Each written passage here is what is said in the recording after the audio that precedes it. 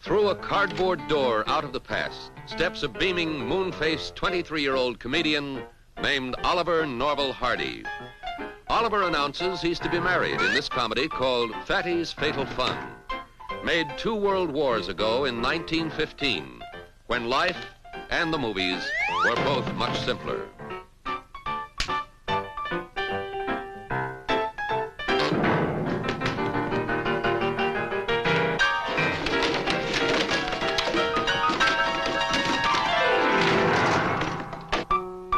Babe Hardy, as he was then known, made a striking figure in his striped pants and cutaway coat, and even a plausible, though plump, lover. But he was an obscure comedian in those days, one of the unknown hundreds who dashed madly about in the deluge of minor comedies that flooded the silent screen. Fame, stardom, and an immortal partnership with Stan Laurel lay some 12 long years, and uncountable pratfalls, pins in the pants, and pies in the face ahead. Young Stan Laurel looked like this at the beginning of the decade which silent comedy at its height was to make the laughing 20s.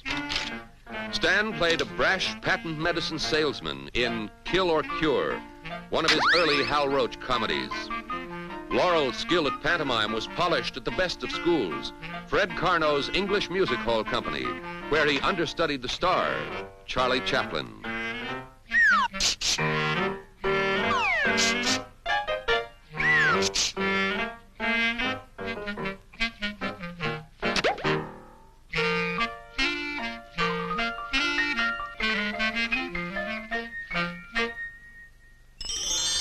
Behind that bushy mustache lurks Oliver Hardy. By the mid-20s, Hardy had joined the Hal Roach organization, where he continued to play supporting roles despite a mad studio search for badly needed new comedy stars.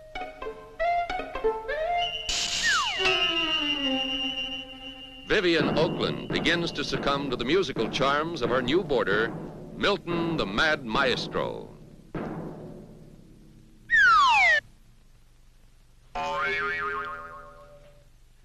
In this 1926 blend of slapstick and French bedroom farce, husband Glenn Tryon completes the triangle as Oliver fiddles while Vivian burns.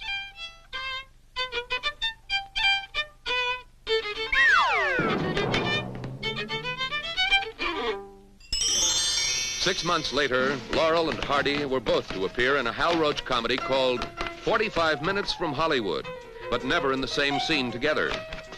Stan is almost unrecognizable behind that big black mustache as an innocent hotel guest harassed by a pair of battling intruders.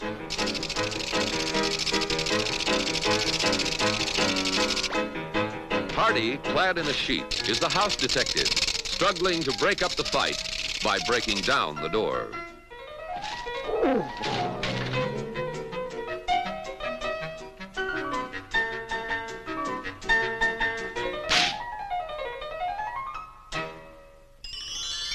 By the following year, 1927, Laurel and Hardy had been cast together several times and were beginning to pair up purely by accident. In films like Sugar Daddies can be seen the gradual evolution of one of the greatest of comedy teams.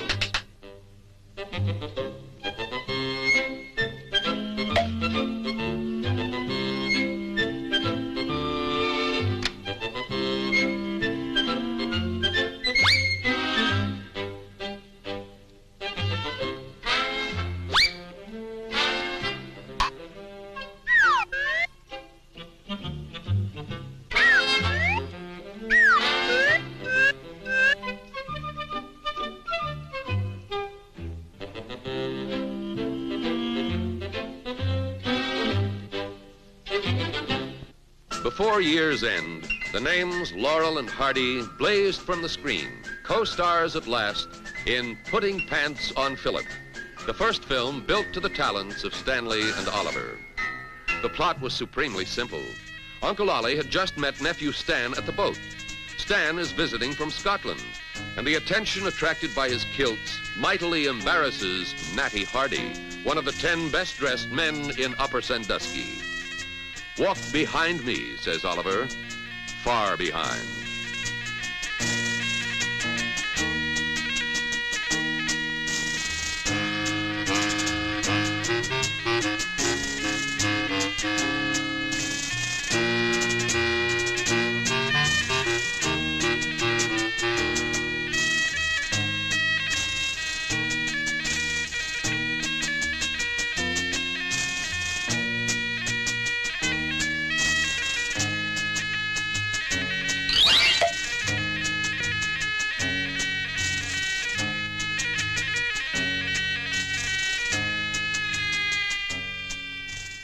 Uncle Ollie pleads with a rapidly growing crowd to disperse. With Hardy in the role of a sport and Laurel as, of all unthinkable things, a lady chaser, Putting Pants on Philip differs from the later Laurel and Hardy films, for Stan and Oliver had yet to invent the bumbling, derby-hatted characters that were to make them world famous.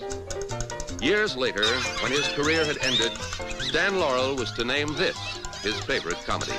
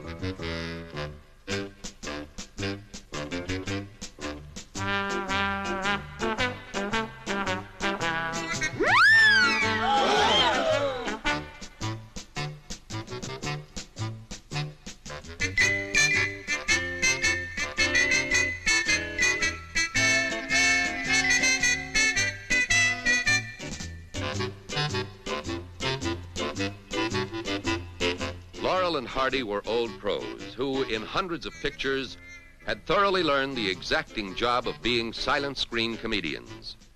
Laurel was, in addition, a comedy innovator, and many of Stan and Oliver's best gags were to originate with him. They worked without pretension and for the moment, little dreaming that their comedy would continue to delight audiences more than 20 years after the cameras stopped grinding and the Klieg lights flickered out.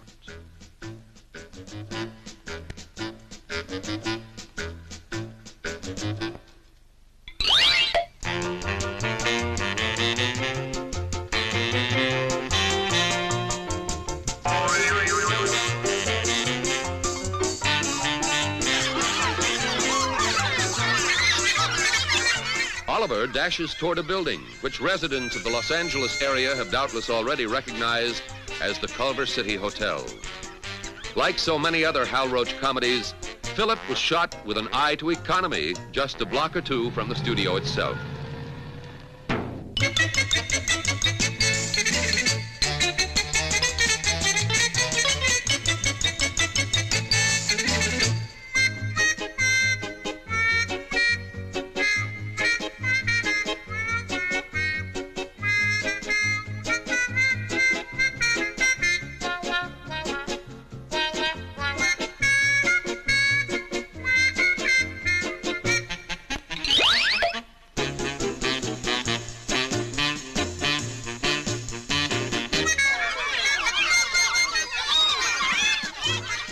What's all the excitement about, wonders Hardy.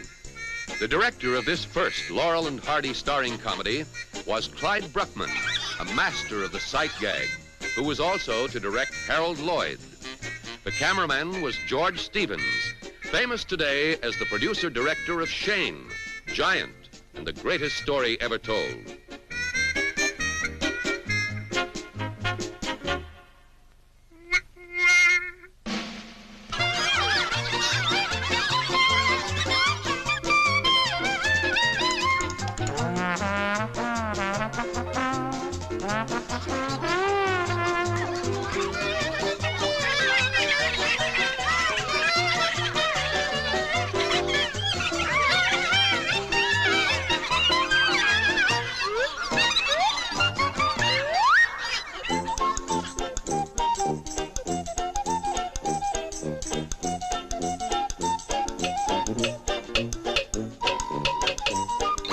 Hold it, says Uncle Ollie. Let me show you how.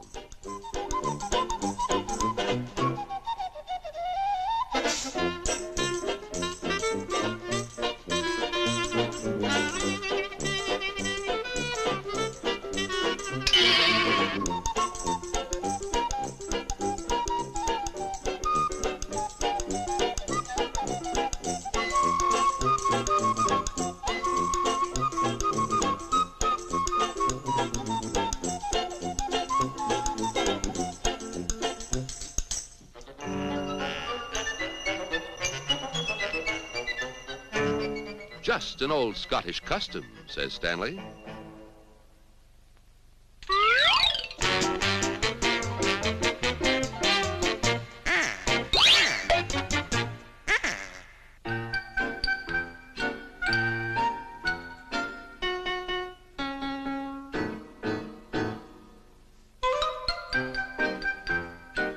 Just an old American custom, says Oliver.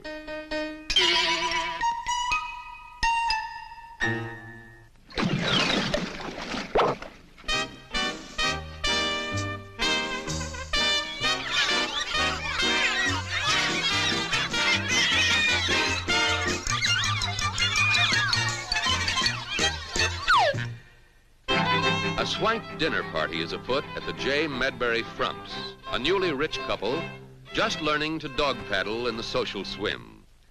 At the door, the new butler and waiter, fresh from their triumphs as assistant deck swabs at Dugan's Bean Wagon. In the few months between Putting Pants on Philip and this comedy, called From Soup to Nuts, Laurel and Hardy had found their derbies and the characters they were to play for the rest of their movie lives.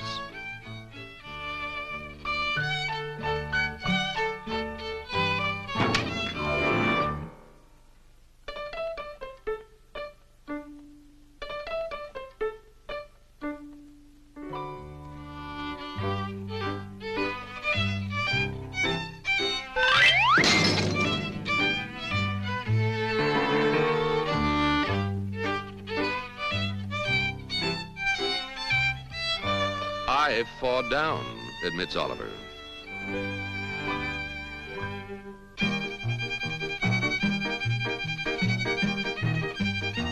The harassed hostess is Anita Garvin, one of the Hal Roach Studios' harem of girls who could remain appealing through every slapstick indignity.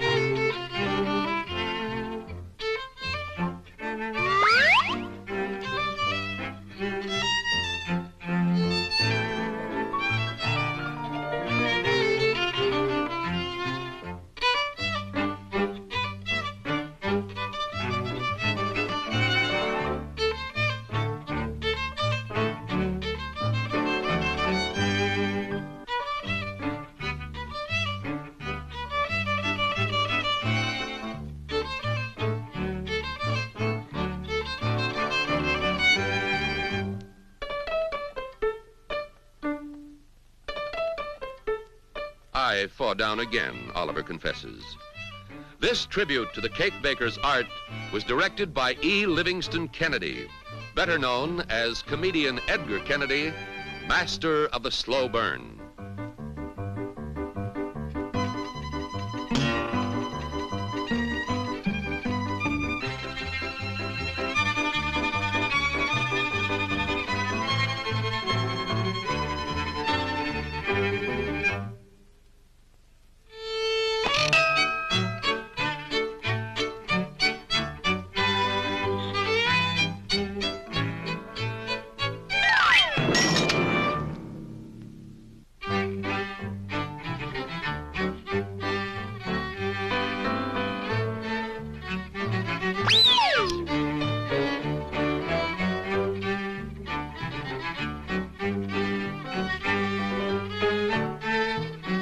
Post Frump, played by Tiny Sanford, grabs for a towel.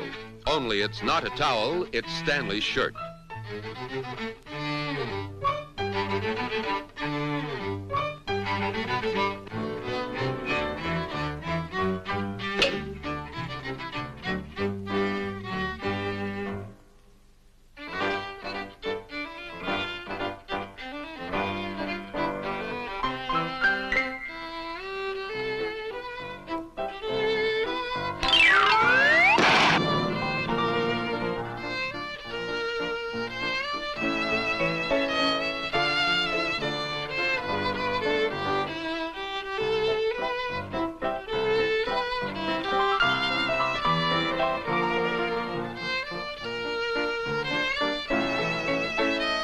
In this moment of crisis, Stanley takes command.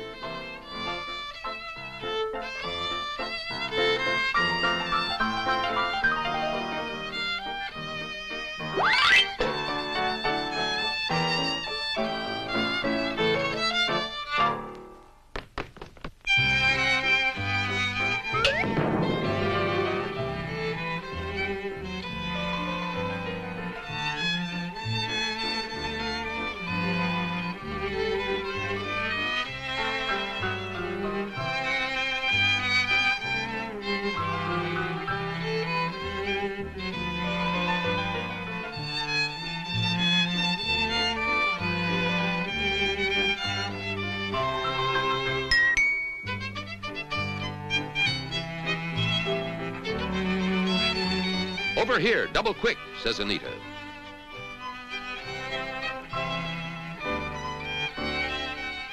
Did you gong, madame? Asks the efficient Oliver.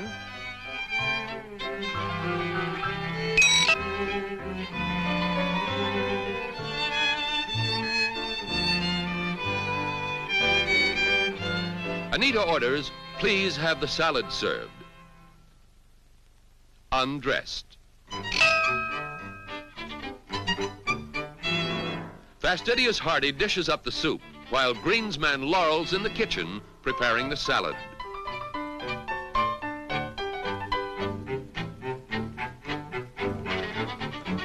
Chippendale, you made the chairs too high.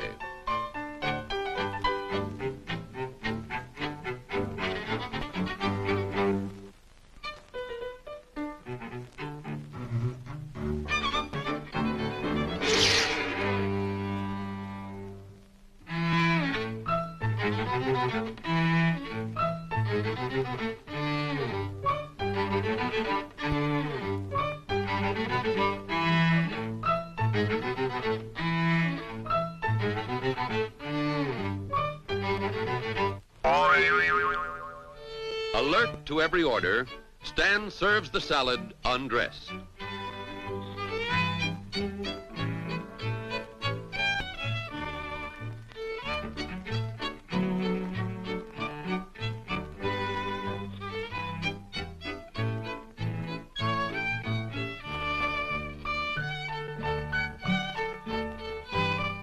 Says Stanley to the host, they wanted it served undressed, and that's the way they're gonna get it.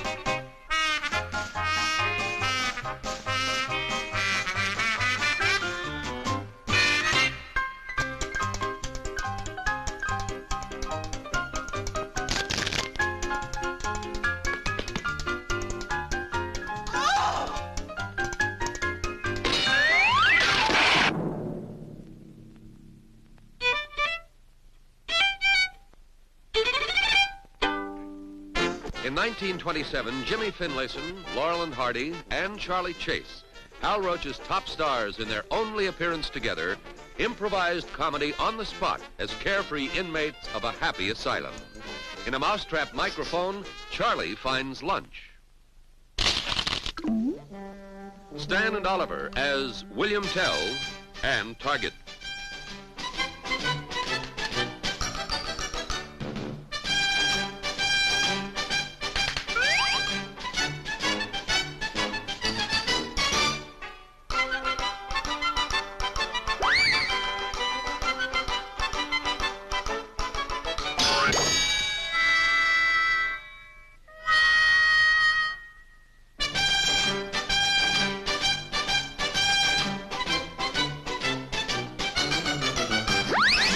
The moral of this episode is that if you think you're a wheelbarrow, you're sure to get pushed around.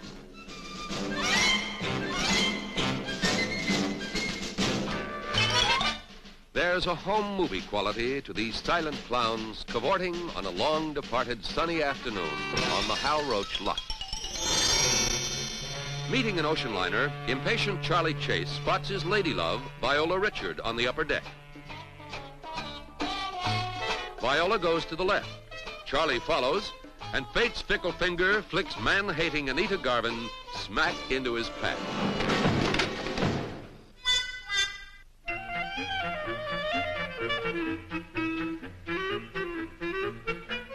Charley Chase was the silent film's undisputed master of the comedy of embarrassment.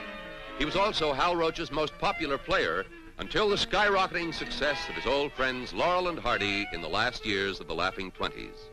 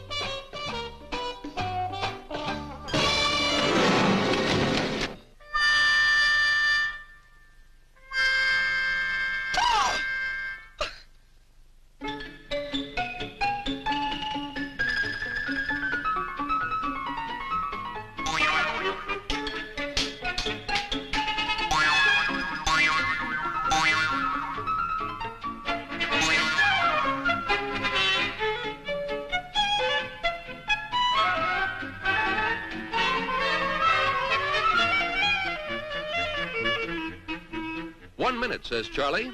"I forgot something important."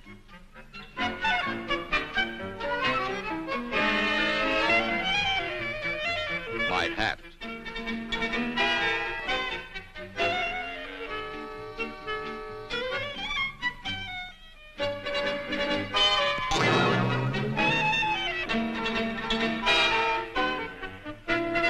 The impulse that cannot be denied.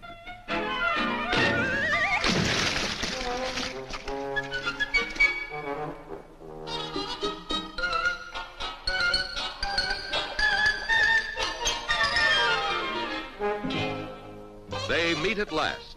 A veteran of the Roach lot, Charley directed comedies under his real name, Charles Parrott, and starred as Paul Parrott and Jimmy Jump before becoming the dapper, impulsive Charley Chase, a character perfectly suited to the jaunty jazz age.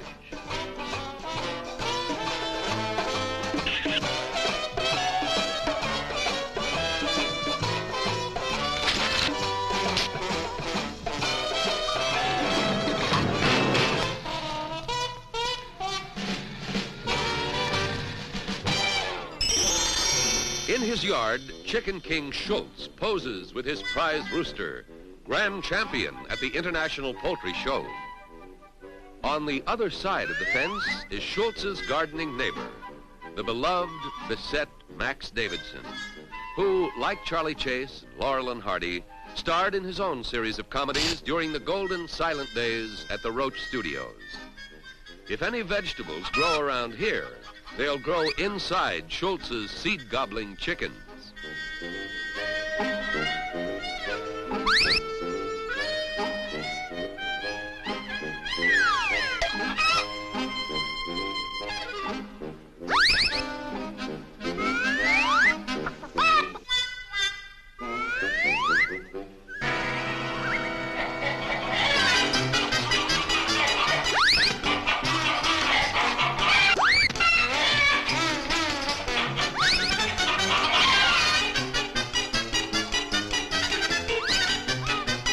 Naturally, of all the chickens, Max grabs the champion.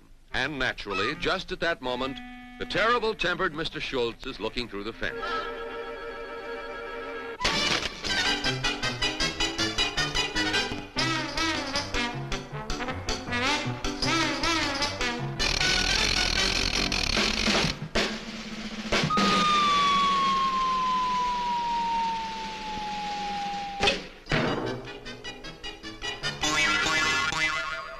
Like prosperity, flaming youth, and bathtub gin, screen comedy was a hallmark of the 1920s. In the picture parade that caused peals of laughter to ring out of every movie theater in the land was Laurel and Hardy's Wrong Again, written and directed by Leo McCarey, who later created such film classics as Going My Way.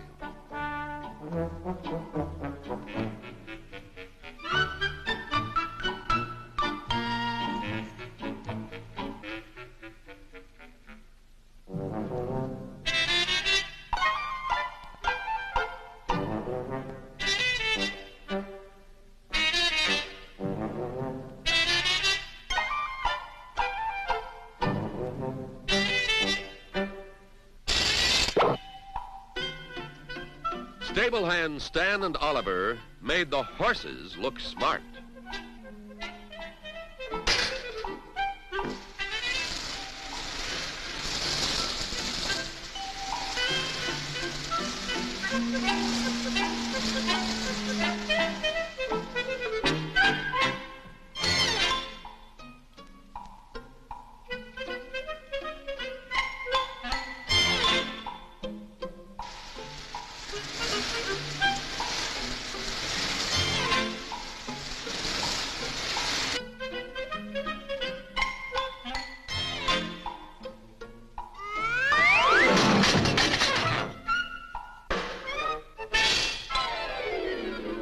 Our masterminds over here, there's a big reward for the stolen Blue Boy.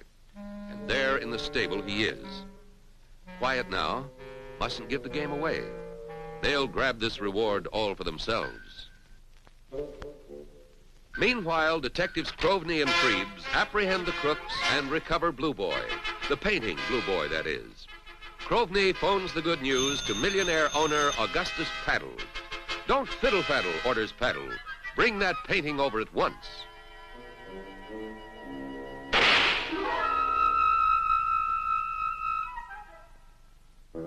Stan and Oliver arrive with the equine Blue Boy.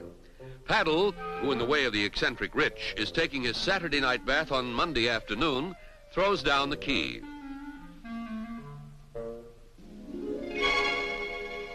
You mean in the house? Asked Hardy. Expecting his painting, Paddle says yes, never dreaming that this Blue Boy has 4 hooves and a tail and may not be housebroken.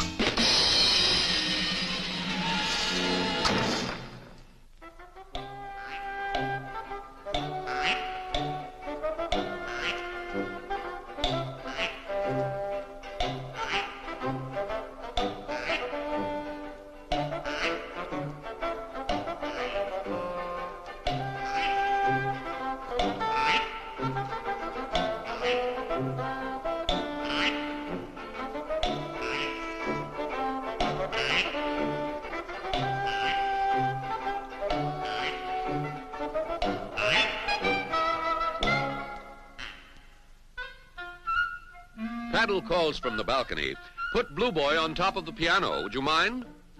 Stan, who has been told millionaires are peculiar and think just the reverse from other people, wouldn't mind in the least. The Hal Roach studio where this comedy was made has been demolished, joining in limbo the Max Sennett studio, torn down some years before. And so both of America's two greatest laugh factories have disappeared from the scene.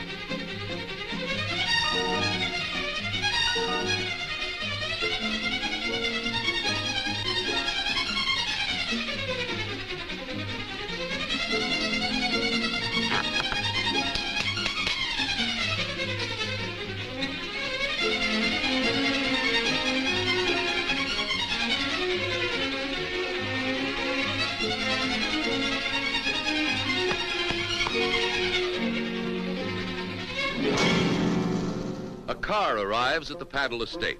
In it are Paddle's dowager mother, Detectives Crovney and Freebs, and the Blue Boy that doesn't whinny. Shh, cautions Oliver. Someone's coming. We'll give them a big surprise.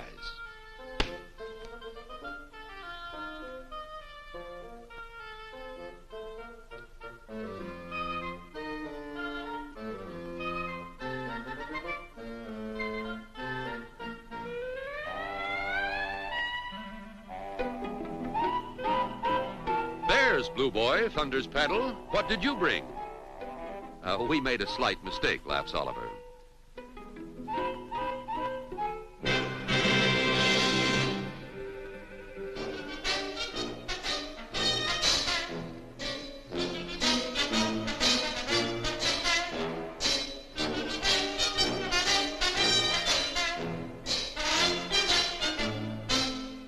Don't stop me, cries Paddle. Read about the murder in tomorrow's paper.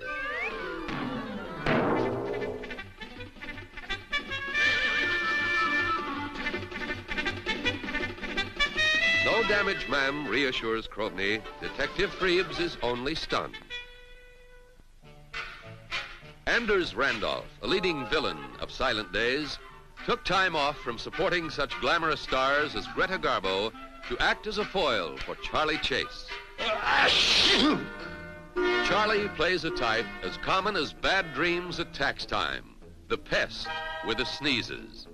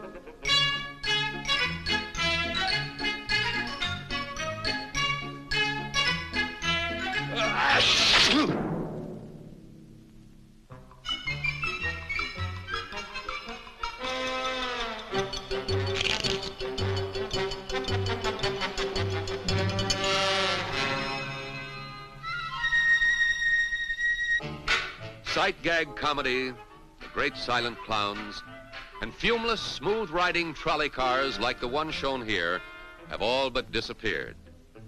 Progress doesn't always mean that things get better.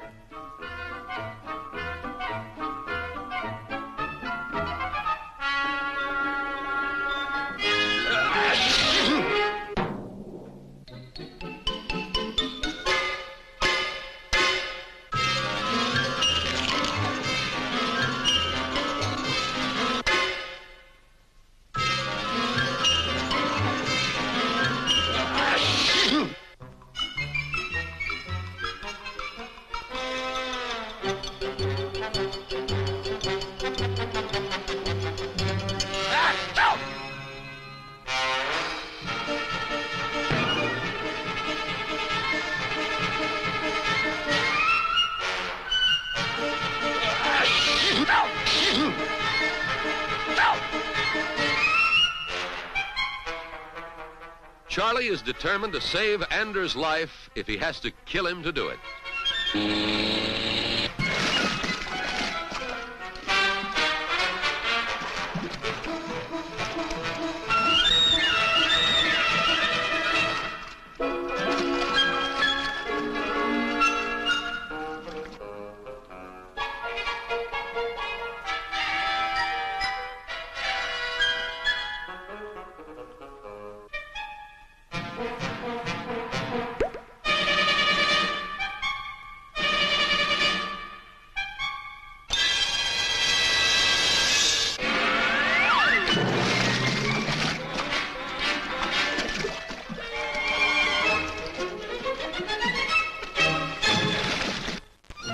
Laurel and Hardy contractors arrived to finish a house. A New York Times editorial years later was to remember Skinny Stan, the bow, playing against Fat Oliver, the fiddle, and recall the gay, ingenious music they struck together. In the finishing touch, the fiddle and the bow achieved a symphony of sight gags within a total orchestra of just 5 people. The owner approaches the master builders and offers them a bonus if they finish on time. That we will, declares Oliver.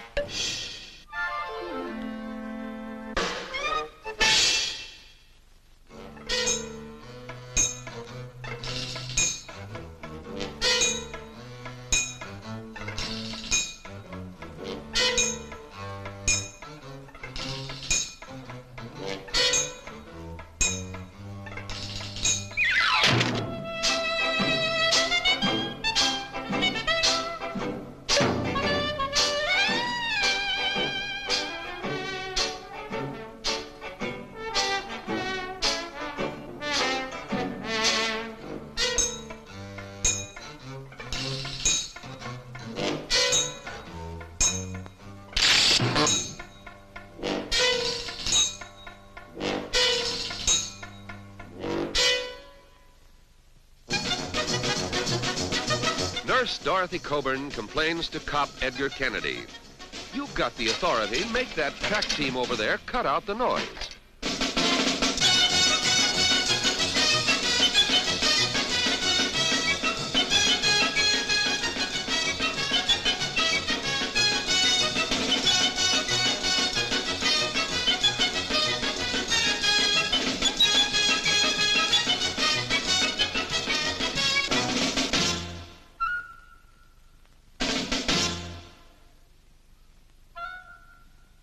Listen, says Kennedy. If you must make noise, make it quietly. This is a hospital zone.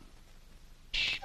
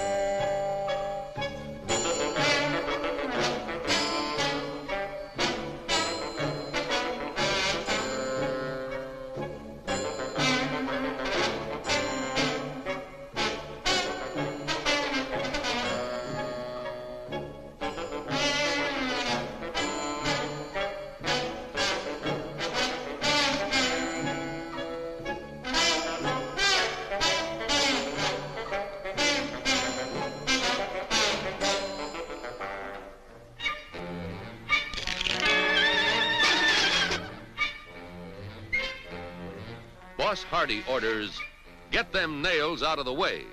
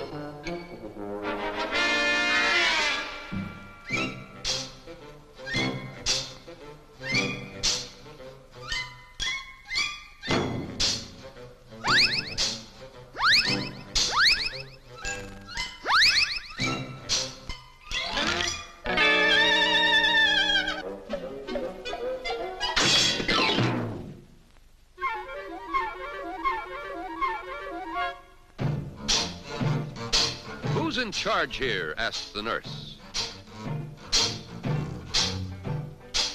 Be quiet now or be quiet forever, threatens Dorothy.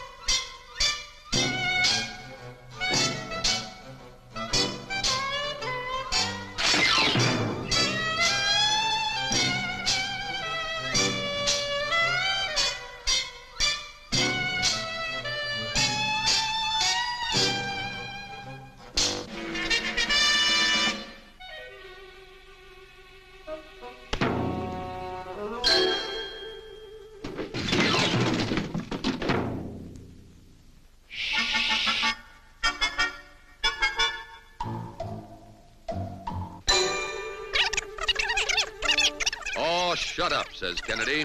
The law can take no more, but gets it anyway.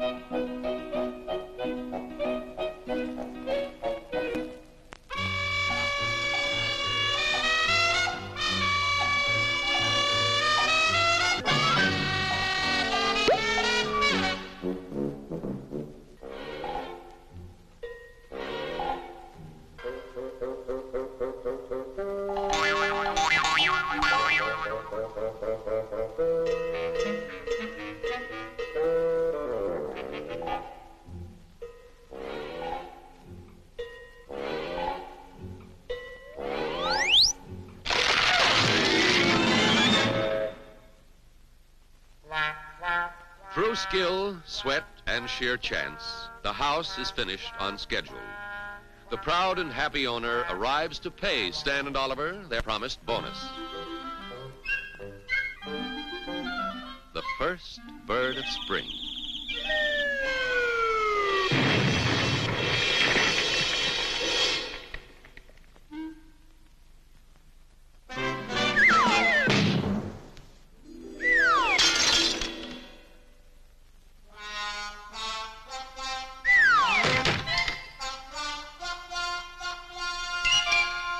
Give me back my money, cries the owner. Unfortunately, the firm of Laurel and Hardy has a policy of no refunds.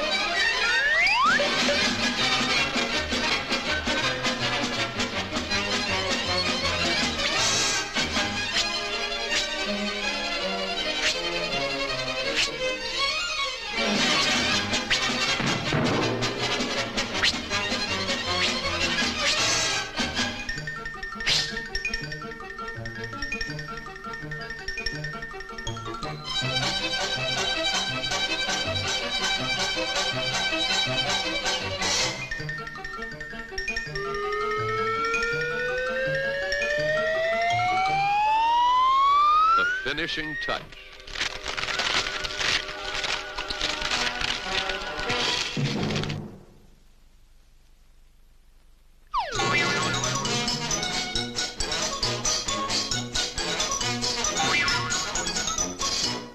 Look who's moving into the house that Laurel and Hardy built. It's Max Davidson with his wife, Lillian Elliott, and his son, Speck O'Donnell. The neighbors gossip about the new owners of a home it took 5 days to build and 5 years to sell.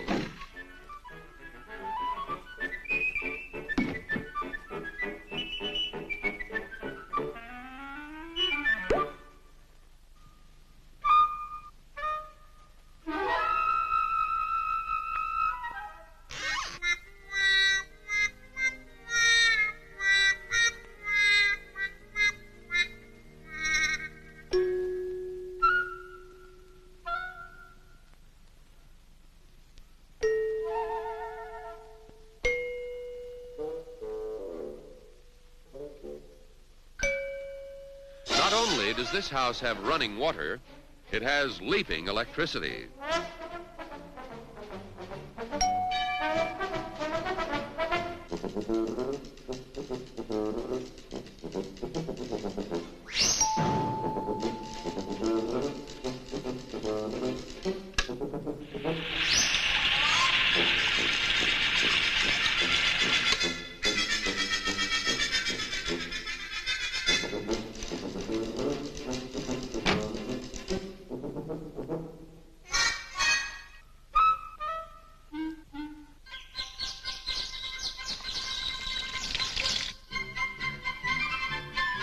A special linoleum for people who change their minds. If you don't like the design, just mop it off.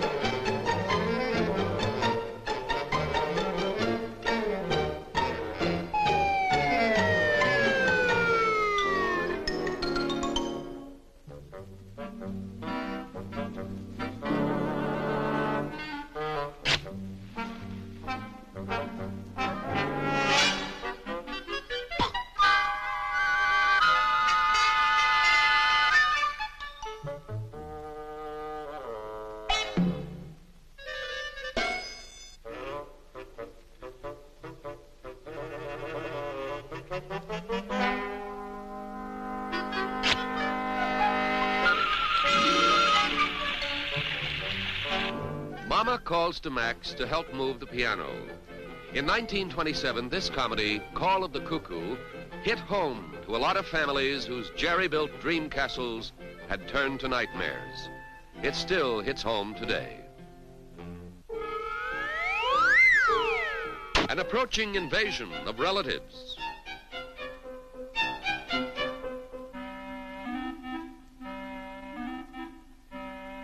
Is the floor crooked? Max brings in his spirit level. The only way to straighten that floor is to tilt the world.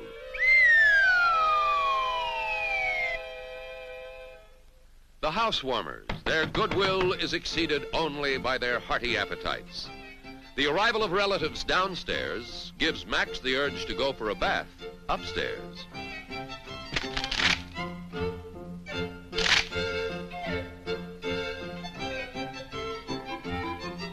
In bursts the horde, shouting for directions to the dining room.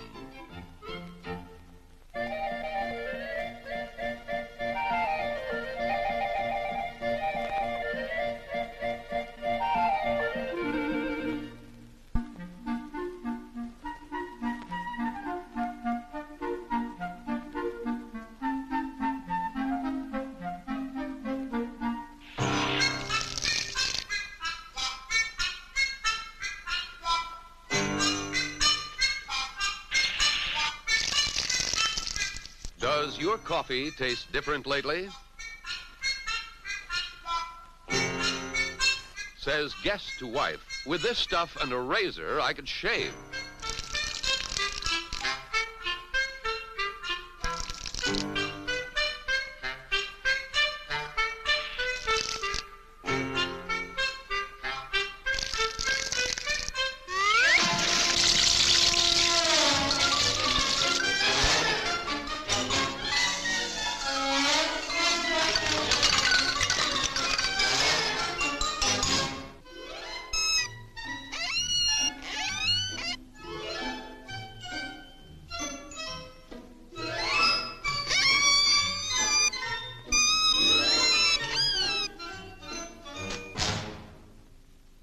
Youthful spirits liven a dull afternoon.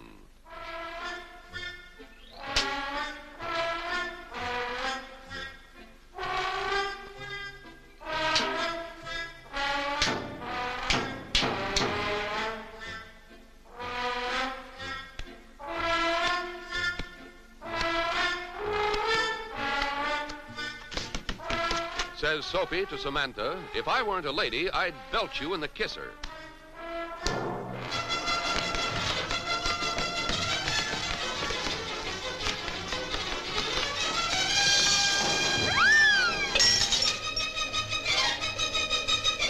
Not the telephone, cries Max. We'll be sued by AT&T.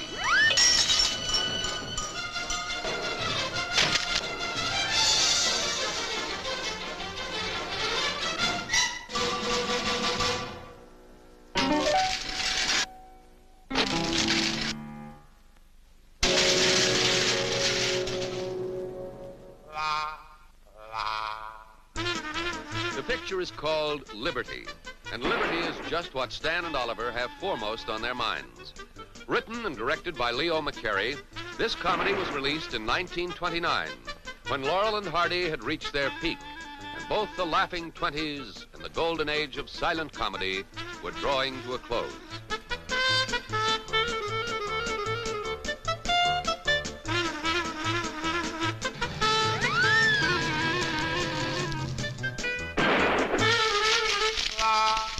We brought your clothes from the old apartment, says Getaway Gus.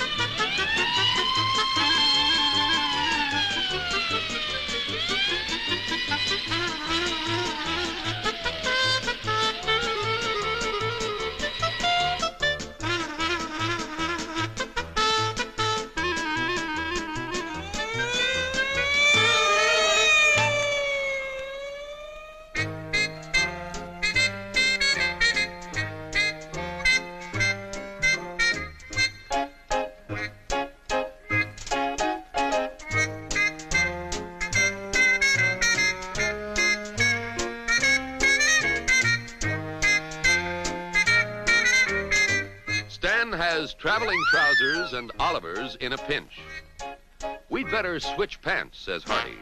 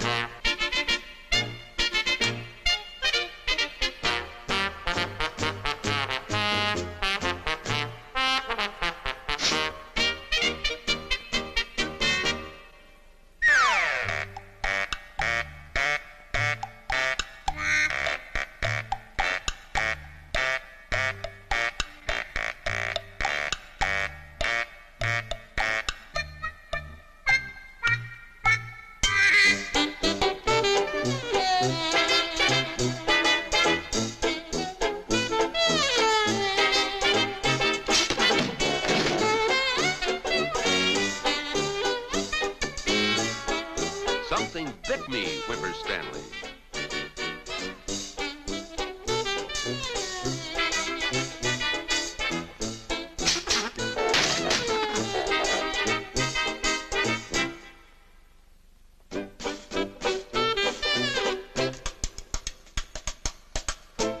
Something bit him, explains Oliver.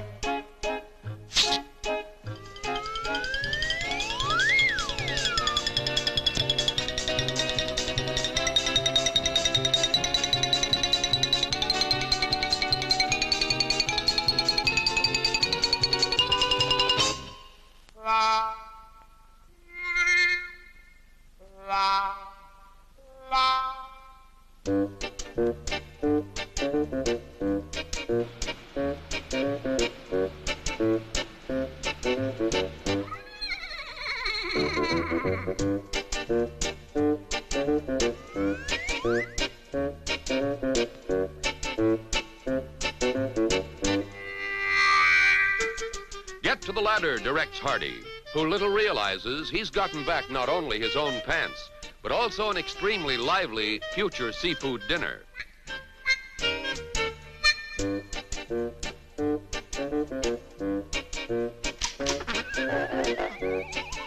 This is no time for pinching, cries crab-nipped Oliver. Producer Hal Roach was a past master at that delicious blend of comedy and terror to be derived from peril in high places.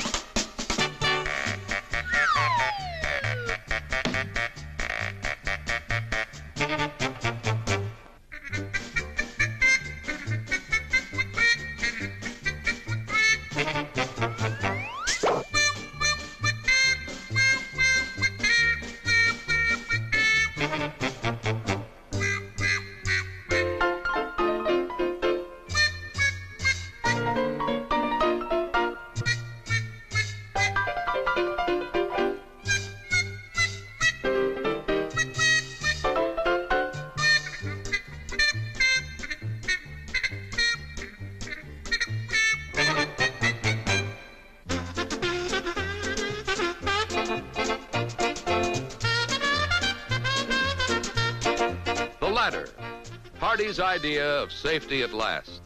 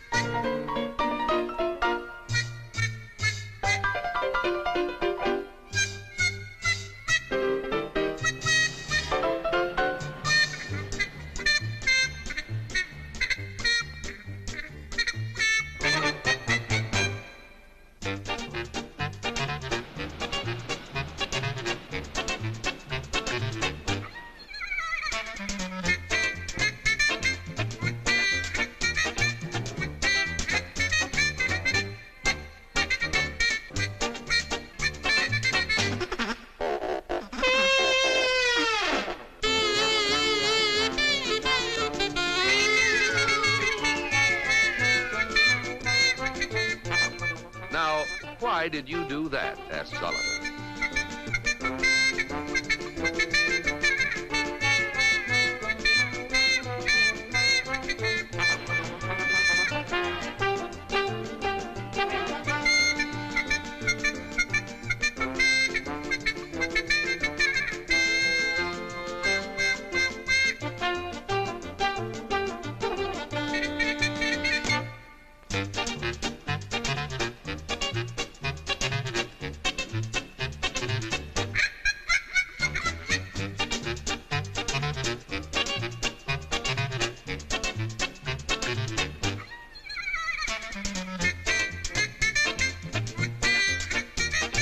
Says Oliver to Stanley, hang on to this and relax.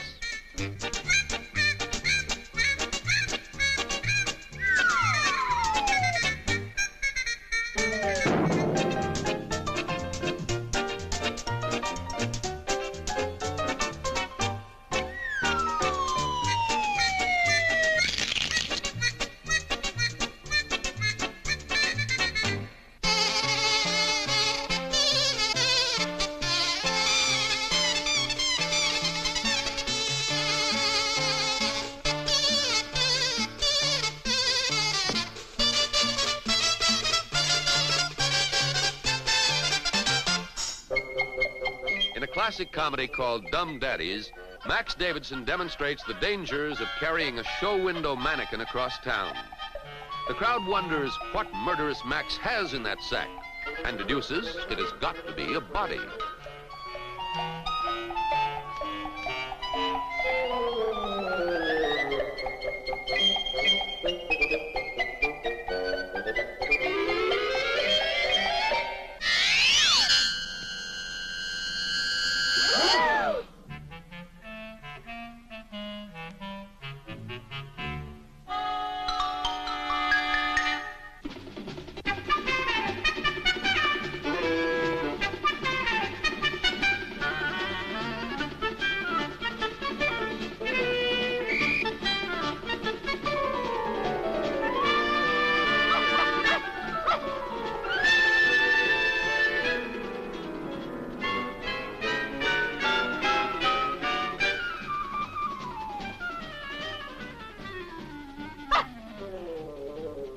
Officer Kennedy asked Max if he saw a seedy guy with a sack.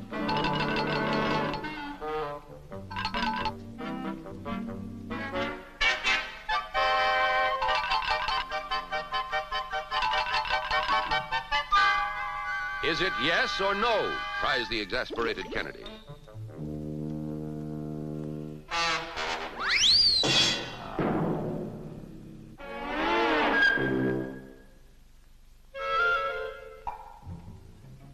Into thin air.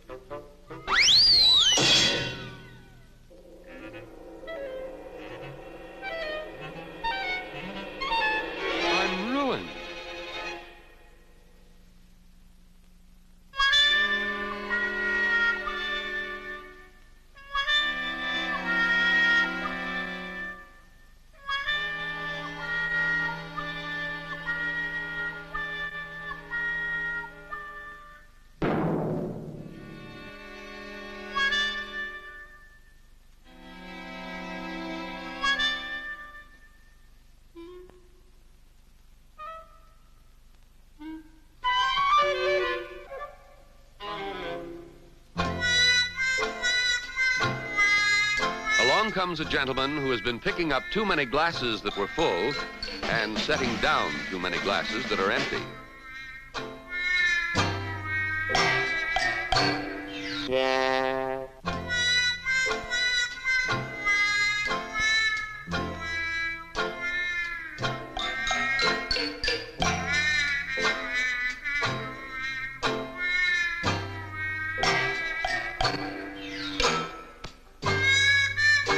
Your leg, madame.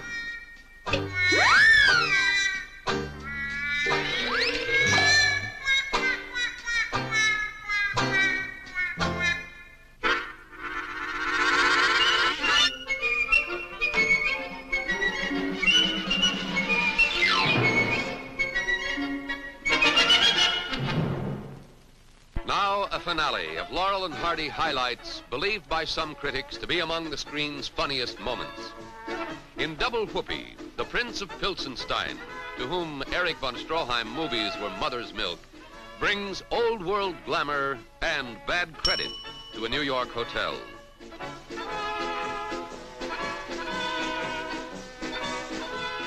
Speech, speech.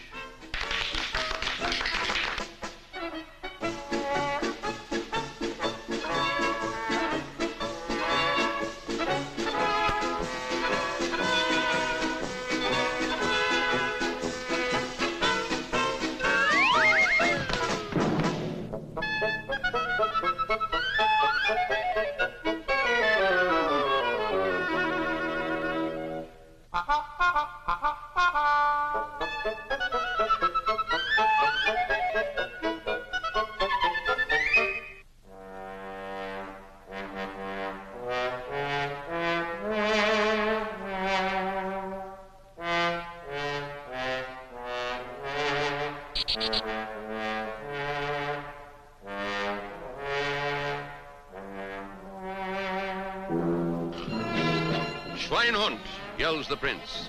In my country, this would mean death.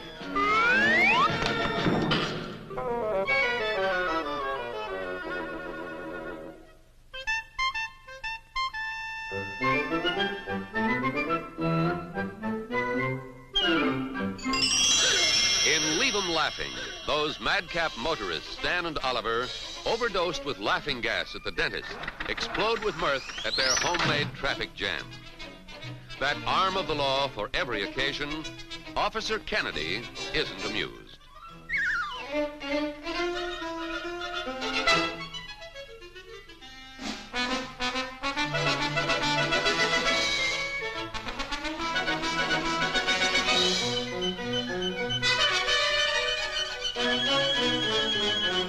It's off to the station house, exclaims Kennedy.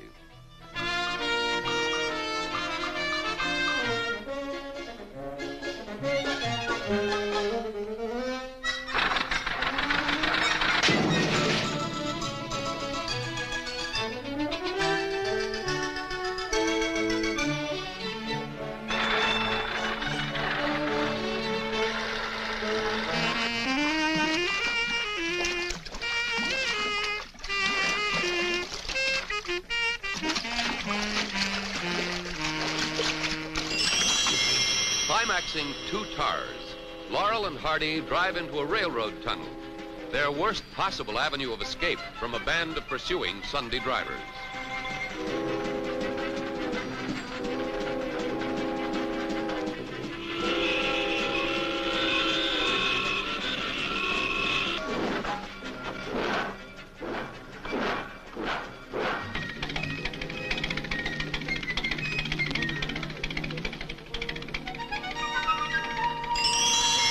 In habeas corpus, Oliver the Agile scales a wall.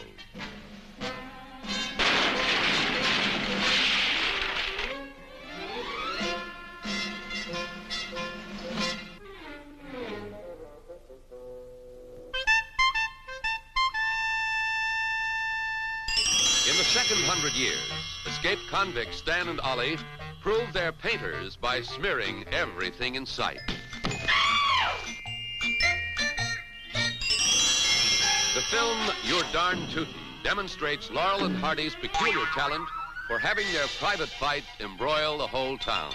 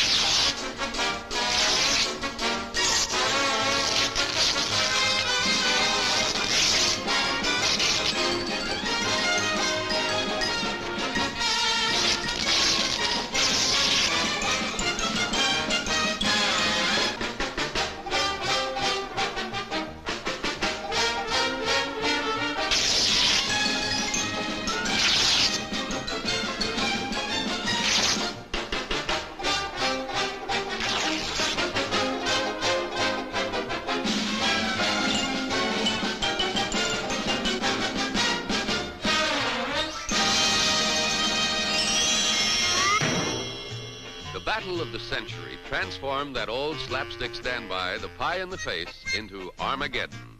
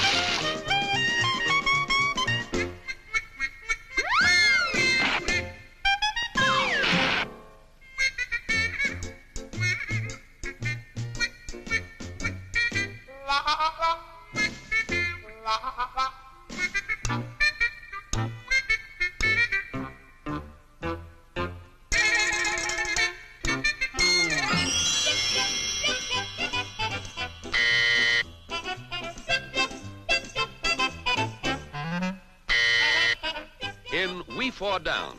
The boys are bathrobed innocents drying off after getting wet, aiding 2 ladies in distress.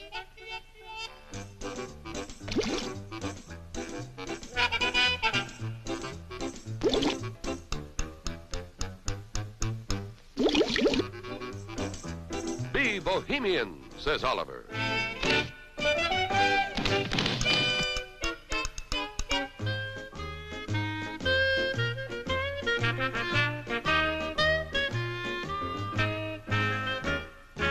At that moment of abandon, who should enter but the lady's boyfriend, Vicious Vincent, alias Nasty Nate.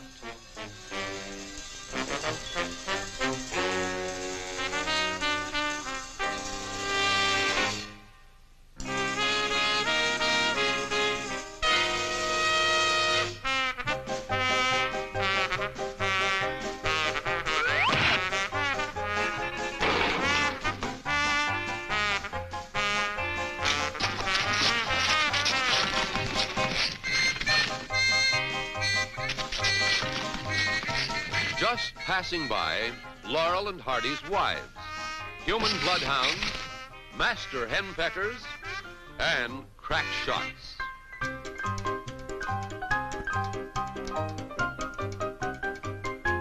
Into the distance and into memory. We will never see their like again.